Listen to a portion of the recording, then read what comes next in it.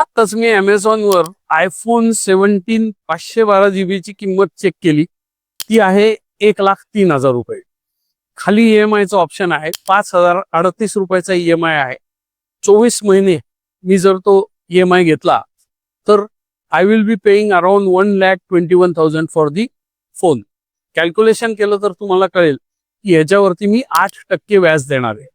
आता हेच जर मी एखाद्या माणसाला सांगितलं किंवा तू 5,038 रुपयाची SIP चालू कर आणि ती 2 वर्ष चालू ठेव आणि 2 वर्षांनी जर त्याच्या पोर्टफोलिओची व्हॅल्यू 1,21,000 दिसली तर तो म्हणतो म्युच्युअल फंड सही नाहीये का, कारण 8% रिटर्न दिले. तशीच काहीशी परिस्थिती मागच्या 2 वर्षापासून भारतात आहे. लोकांना रिटर्न्स मिळत नाहीत, लोक रडतायत.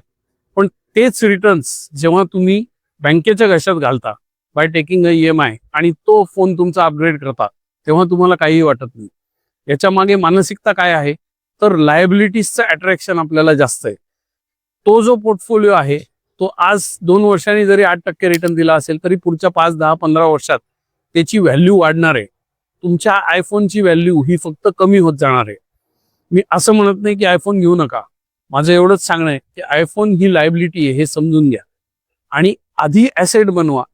तुमच्या पोर्टफोलिओवर 1,00,000 रुपयाचा नफा करा आणि मग तो आयफोन फुकटात घ्या instead of taking it on EMI. कारण आज वर अगदी 200 रुपयाच्या प्रॉडक्टला देखील EMI आहे and that is a trap. कारण आपल्याला अट्रॅक्शन लायबिलिटीचं आहे. एक गोष्ट नेहमी लक्षात ठेवा, ॲसेट अशी गोष्ट आहे जी तुमच्या खिशात पैसे टाकेल, लायबिलिटी अशी गोष्ट आहे जी तुमच्या खिशातनं पैसे काढून घेईल. कॉमेंट्समध्ये टाका की तुम्ही लायबिलिटीला प्राधान्य देणार की ॲसेटला. That will decide your future.